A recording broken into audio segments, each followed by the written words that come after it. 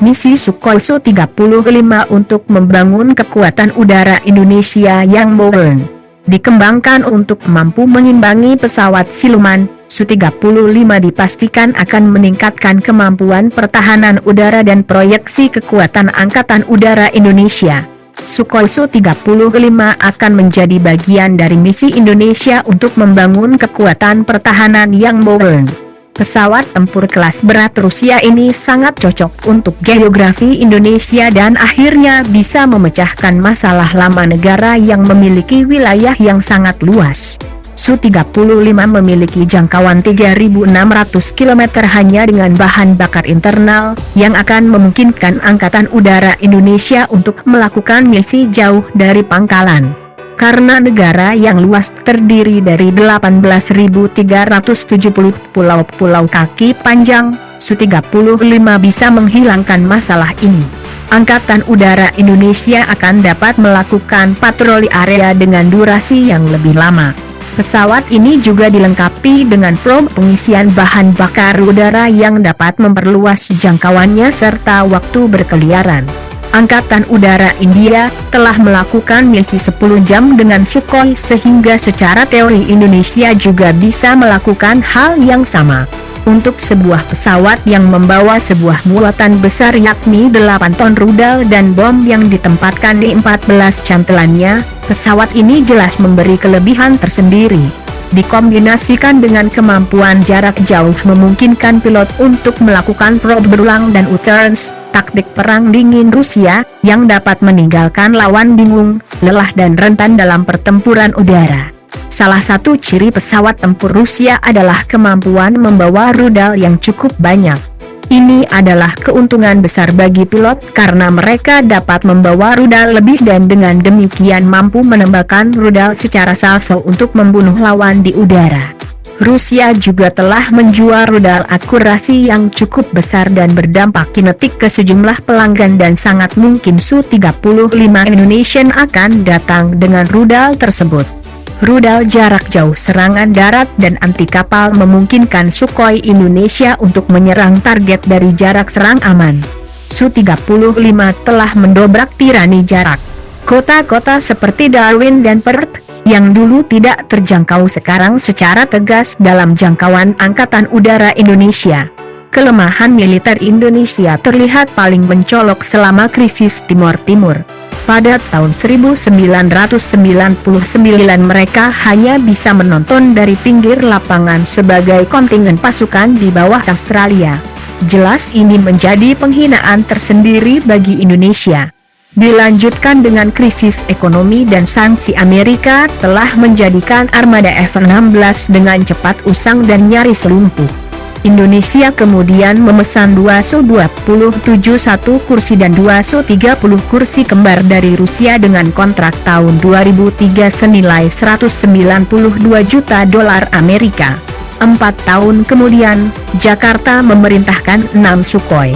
Analis pertahanan Martin Sief menggambarkan penawaran sebagai kacang dalam perdagangan senjata internasional alias sangat kecil.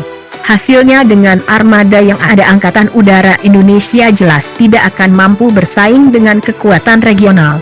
Bandingkan saja dengan Angkatan Udara Australia yang memiliki 69 F-18 Hornet dan 24 Super Hornets. Australia juga segera memiliki pesawat peperangan elektronik EA-18G Growler, yang dapat menjadi kekuatan pengganda dalam konflik. Su-35 adalah pendorong semangat untuk Indonesia karena akan jauh mendorong maju ke teater Asia Tenggara. Pesawat ini memiliki suite avionik canggih dan dapat melakukan membutakan pesawat musuh dengan perangkat jamming sendiri.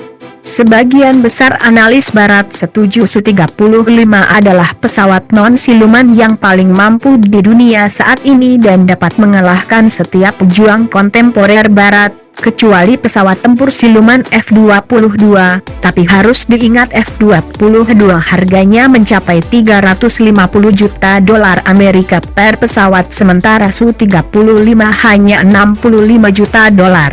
Cina adalah kekhawatiran lain. Terlebih setelah Jakarta telah terlibat ketegangan dengan Beijing di Laut Cina Selatan. Indonesia mungkin sulit untuk mengimbangi kekuatan militer Cina, tetapi dengan Su-35 Angkatan Udara Indonesia akan memiliki kemampuan dan kepercayaan diri untuk mengawal jet Cina di atas perairan netral. Meskipun efektivitas mereka masih diperdebatkan, ada kemungkinan bahwa dengan generasi jet tempur siluman baru pada 2020 akan menjadi kekuatan biasa di semua angkatan udara utama dunia. Di Asia, Cina segera memulai produksi pesawat siluman J-31 dan J-21 mereka, dan Australia telah memerintahkan 70 F-35 dari Amerika Serikat. Bagaimana Indonesia menempatkan diri di lingkungan siluman tersebut? Angkatan Udara Indonesia awalnya tertarik pada pesawat tempur PAK-FA. Kemudian bergabung Korea Selatan sebagai mitra untuk bersama-sama mengembangkan Korean Fighter Experimental, KFX. Tapi sepertinya hal itu tidak berjalan sesuai rencana. Satu hal yang pasti, KFX tidak akan menjadi pesawat siluman. Seperti setiap pesawat tempur siluman yang sedang diproduksi di dunia saat ini, proyek KFX mahal telah mengalami turbulensi. Amerika juga menahan sejumlah teknologi inti yang menjadikan pesawat ini akan sangat berat untuk masuk generasi kelima. Su-35 menjadi asuransi Indonesia.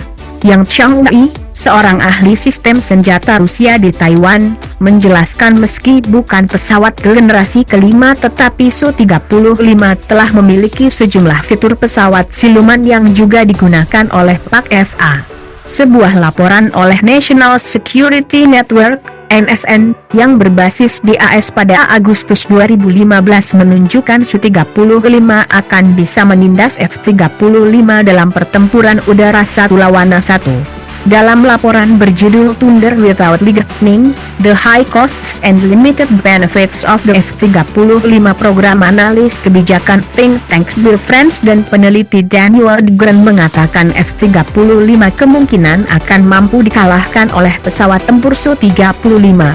Mungkin lebih signifikan membandingkan radar kontra siluman menjadi kerentanan F-35. Infrared Search and Track (IRST) Systems, yang secara luas digunakan pada pesawat tempur asing, dapat mendeteksi pesawat yang diklaim tak terlihat untuk radar pada jarak yang signifikan tanpa memancarkan sinyal mereka sendiri.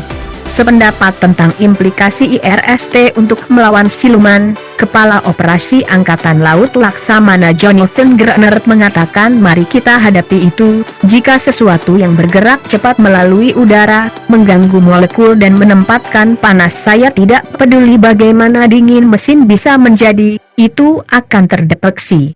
F-35 akan menjadi sangat rentan terhadap deteksi IRST karena mesin yang sangat besar dengan daya dorong 40.000 pounds tanpa pelindung atau penindasan inframerah. Fitur OLS 35 IRST pada Su-35 bisa mendeteksi pesawat dari aspek frontal di hampir 30 mil laut, dari belakang pada 50 mil laut, dan rudal akan diluncurkan pada jarak yang sama. Su-35 akan menjadi pesawat yang akan dapat mengalahkan generasi kelima tanpa bekerja sampai berkeringat. Menurut industri pertahanan harian, jika Indonesia memutuskan untuk tetap fokus dengan KFX, maka negara membutuhkan high-end gap filler sebagai nilai lindung terhadap jadwal KFX ini dan risiko perkembangannya. Atau, jika Rusia mampu untuk sekali lagi mengajak Jakarta tertarik dalam program PAK-FA, maka flanker bisa jadi jembatan akhir Indonesia ke era siluman. Please like, share, and subscribe.